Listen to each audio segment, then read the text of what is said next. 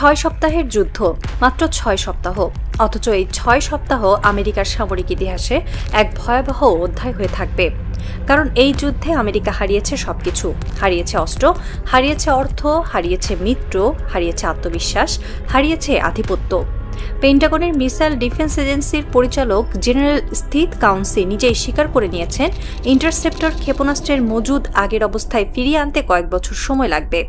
বছরে মাত্র 100টি third interceptor তৈরি করতে পারে আমেরিকা, অথচ ইরান মাসে তৈরি করছে 200 থেকে 300 ব্যালিস্টিক মিসাইল।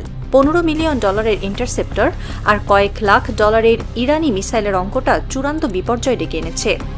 ব্রিটিশ প্রতিরক্ষা থিঙ্ক ট্যাঙ্ক রুশি এর বিশ্লেষণ অনুযায়ী যুদ্ধের প্রথম 16 দিনেই যুক্তরাষ্ট্র, ইসরায়েল ও উপসাগরীয় দেশগুলো প্রায় 4200টি প্রতিরক্ষা সরঞ্জাম ব্যবহার করেছে। মার্চের শেষ সপ্তাহ নাগাদ যুক্তরাষ্ট্রের থার্ড সিস্টেম, ইসরায়েলের অ্যারো ও ডেভিড স্লিং এবং উপসাগরীয় দেশগুলোর প্যাট্রিয়ট ব্যাটারির মজুদ প্রায় ফুরিয়ে এসেছিল। যুদ্ধে খরচ হয়েছে $100 বিলিয়ন। শুধু প্রথম সপ্তাহেই খরচ ছিল $11 বিলিয়ন। মার্কিন নৌবাহিনী ইরানের বিরুদ্ধে নিক্ষেপ করেছে 850টির বেশি টমাহক মিসাইল। প্রথম 16 দিনে যুক্তরাষ্ট্র ও ইসরায়েলের বিমান বাহিনী প্রায় 7110টির বেশি ক্ষেপণাস্ত্র ও বোমা ব্যবহার করেছে। এখন এই ফাঁকা ভাণ্ডার পূরণ করতে পেন্টাগন চাচ্ছে আরও $200 বিলিয়ন, যা 2026 সালে পেন্টাগনের মোট বাজেটের 1/5। এত অর্থ কি কংগ্রেস দেবে, সেটাও অনিশ্চিত। একজন মার্কিন সিনেটর বলেছেন, আমরা ইরানের সঙ্গে যুদ্ধ করে নিজেদের দুর্বল করে ফেলেছি, এখন আমাদের শত্রু চারদিক থেকে ঘিরে ধরেছে। চীন, রাশিয়া, উত্তর কোরিয়া সবাই আমাদের দুর্বলতা টের পেয়ে গেছে, এটা খুবই বিপজ্জনক। ইরান যুদ্ধের সবচেয়ে বড় প্রভাব পড়েছে মধ্যপ্রাচ্যে মার্কিন উপস্থিতিতে। ইরাক থেকে যুক্তরাষ্ট্র তাদের সব সৈন্য প্রত্যাহার করতে বাধ্য হয়েছে। 2003 সালে ইরাক আক্রমণের পর থেকে প্রায় 22 বছর ধরে সেখানে ছিল মার্কিন সেনা। গ্রিন জোন নামে খ্যাত সেই বিশাল সামরিক এলাকা থেকে আজ সবাই চলে গেছে। শুধু ইরাক নয়, সিরিয়া থেকেও সৈন্য প্রত্যাহার করেছে যুক্তরাষ্ট্র। 2015 সাল থেকে সিরিয়ায় শক্তিশালী সামরিক উপস্থিতি নিশ্চিত করে আসছিল তারা। আন্তর্জাতিকভাবে বহু আপত্তি থাকলেও তারা সিরিয়া ছাড়েনি, কিন্তু ইরানের সঙ্গে এই যুদ্ধের পর তারা সিরিয়া থেকেও সৈন্য সরিয়ে নিয়েছে। একজন সিরিয়ান বিশ্লেষক বলেছেন, এটি সিরিয়ার জন্য মুক্তির বার্তা। যুক্তরাষ্ট্রের সৈন্যরা আমাদের মাটি ছেড়েছে, এটা ইরানের প্রতিরোধের জয়। 2015 সাল থেকে তারা আমাদের দেশ দখল করে রেখেছিল, আজ আমরা স্বাধীন। মধ্যপ্রাচ্যের রাজনীতিতে এটি এক বড় পরিবর্তন। যুক্তরাষ্ট্র তাদের সবচেয়ে শক্তিশালী ঘাঁটি খালি করে দিয়েছে। এখন এই শূন্যস্থান পূরণ করবে ইরান। ইরান এখন সিরিয়া ও ইরাকে তার প্রভাব আরও বাড়াবে, আর যুক্তরাষ্ট্র সেটা দেখে কিছুই করতে পারবে না, কারণ তাদের হাতে অস্ত্র নেই, নেই সেনা, নেই অর্থ। ইরান যুদ্ধের পর আরেক বড় পরিবর্তন দেখা গেছে উপসাগরীয় মিত্রদের অবস্থানে। সংযুক্ত আরব আমিরাতের ক্রাউন প্রিন্স সম্প্রতি চীন সফর করেছেন। সেখানে তিনি চীনের সঙ্গে সামরিক সম্পর্ক আরও জোরদারের ইঙ্গিত দিয়েছেন। মানে যুক্তরাষ্ট্রের মিত্ররা এখন চীনের দিকে ঝুঁকছে। শুধু আমিরাত নয়, সৌদি আরবও চীনের সঙ্গে সম্পর্ক বাড়াচ্ছে। কাতার, ওমান, কুয়েত সবাই এখন দুই শক্তির মধ্যে ভাগ হয়ে যাচ্ছে। কেউ কেউ ইরানের সঙ্গেও সম্পর্ক বাড়াচ্ছে। এটি যুক্তরাষ্ট্রের আধিপত্যের জন্য এক বড় সংকট। মধ্যপ্রাচ্যে যুক্তরাষ্ট্রের প্রভাব কমে যাওয়ার সঙ্গে সঙ্গে মিত্ররা অন্য শক্তির সন্ধান করছে। চীন, রাশিয়া, এমনকি ইরানের সঙ্গেও তারা সম্পর্ক বাড়াচ্ছে। যুক্তরাষ্ট্র একসময় যাদের অবিচ্ছিন্ন মিত্র বলে দাবি করত, তারাই আজ অন্য পথে হাঁটছে।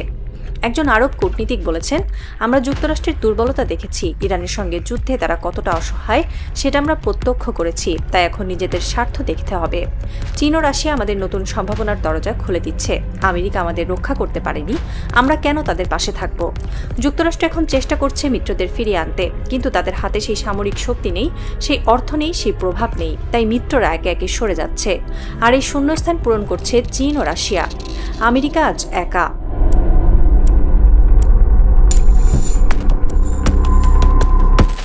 এই যুদ্ধের আরেক বড় শিকার হলো ব্যয়বহুল প্রযুক্তি সবসময় জয়ী হয় না। যুক্তরাষ্ট্রের রাডার সিস্টেমগুলো 5000 কিলোমিটার দূর থেকে লক্ষ্য শনাক্ত করতে পারে।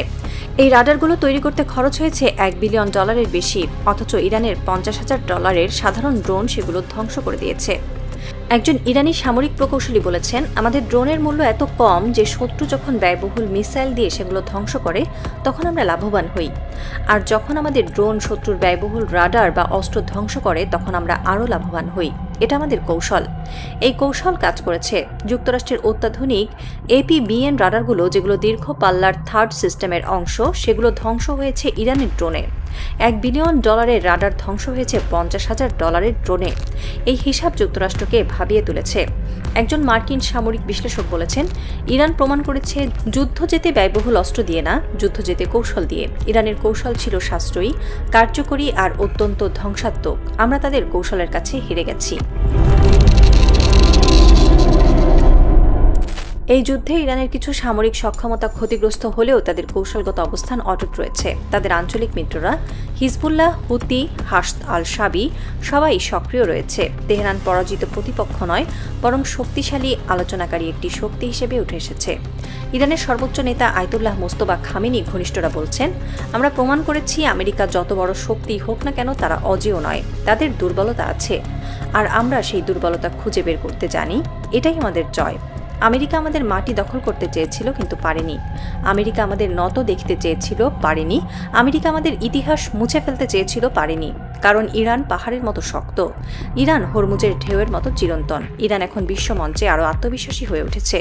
যুক্তরাষ্ট্র তাদের সঙ্গে আলোচনায় বসতে বাধ্য হয়েছে, আর ইরান তাদের শর্তে সেই আলোচনা করতে চায়। এটা ইরানের বড় কূটনৈতিক সাফল্য। হরমুজ প্রণালী এখনও ইরানের নিয়ন্ত্রণে। ইরান চাইলেই তা খুলে দিতে পারে, চাইলেই বন্ধ করে দিতে পারে। বিশ্বের জ্বালানি সরবরাহ এখন ইরানের হাতের মুঠোয়, আর যুক্তরাষ্ট্র সেই বাস্তবতা মেনে নিতে বাধ্য হয়েছে। দ্বিতীয় বিশ্বযুদ্ধের পূর্বে ব্রিটিশ সাম্রাজ্য পুরো পৃথিবীতে আধিপত্য বিস্তার করত। তাদের উপনিবেশ ছিল পৃথিবীর বিভিন্ন দেশে। ভারতীয় উপমহাদেশ ছিল তাদের মুকুটের অন্যতম রত্ন। সূর্য কখনো অস্ত যেত না তাদের সাম্রাজ্যে। কিন্তু দ্বিতীয় বিশ্বযুদ্ধের ধাক্কা খাওয়ার পর তারা পৃথিবীর বিভিন্ন দেশগুলোকে স্বাধীন করে দেয় এবং সেখান থেকে চলে আসে। তাদের সাম্রাজ্যের অবসান ঘটে। আজ ব্রিটেন একটি মধ্যম শক্তিতে পরিণত হয়েছে। ইরানের সঙ্গে সংঘর্ষের পর যুক্তরাষ্ট্র কি এখন সেই একই পথে হাঁটছে? তারা কি তাদের পৃথিবীব্যাপী ঘাঁটিগুলো, বিশেষ করে মধ্যপ্রাচ্যে, সেখান থেকে সরে গিয়ে নিজেদের ভূখণ্ডকে নিরাপত্তার জন্য জোর দেবে? একজন ইতিহাসবিদ বলেছেন, প্রত্যেক সাম্রাজ্যেরই পতন ঘটে। ব্রিটিশ সাম্রাজ্যের পতন ঘটেছিল দ্বিতীয় বিশ্বযুদ্ধের পর। আমেরিকান সাম্রাজ্যের পতন ঘটছে ইরান যুদ্ধের পর। ইতিহাস নিজেকে পুনরাবৃত্তি করে। আমেরিকা এখন বুঝতে পারছে পৃথিবীতে তারা আর একা নয়।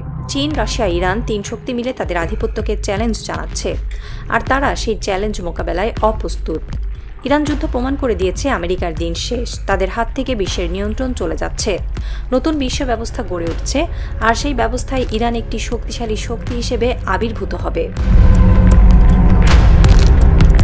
ডোনাল্ড ট্রাম্প ইতিহাসের পাতায় সবচেয়ে ব্যর্থ প্রেসিডেন্ট হিসেবে চিহ্নিত হবেন।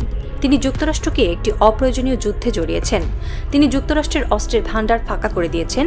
তিনি যুক্তরাষ্ট্রের অর্থনীতি ধ্বংস করে দিয়েছেন। তিনি যুক্তরাষ্ট্রের মিত্রদের হারিয়ে ফেলেছেন।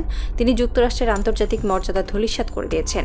ট্রাম্প ভেবেছিলেন ইরানকে নত করতে পারবেন। তিনি ব্যর্থ হয়েছেন। ট্রাম্প ভেবেছিলেন মধ্যপ্রাচ্যে আমেরিকার আধিপত্য বাড়াতে পারবেন।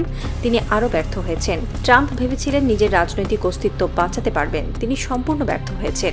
একজন রাজনৈতিক ভাষ্যকার বলেছেন, ট্রাম্পের প্রেসিডেন্সি ছিল এক বিপর্যয়। তিনি যুক্তরাষ্ট্রকে ধ্বংসের পথে নিয়ে গেছেন। ইরান যুদ্ধ তার সবচেয়ে বড় ব্যর্থতা। ইতিহাস তাকে কখনো ক্ষমা করবে না। ট্রাম্প এখন হোয়াইট হাউসে বসে আছেন একা। তার পাশে কেউ নেই। তার মিত্ররা তাকে ছেড়ে চলে যাচ্ছে। তার দলের নেতারাও তার সমালোচনা করছে।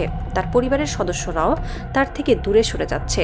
ট্রাম্প একা, আর এই একা থাকার যন্ত্রণা তাকে শেষ করে দেবে।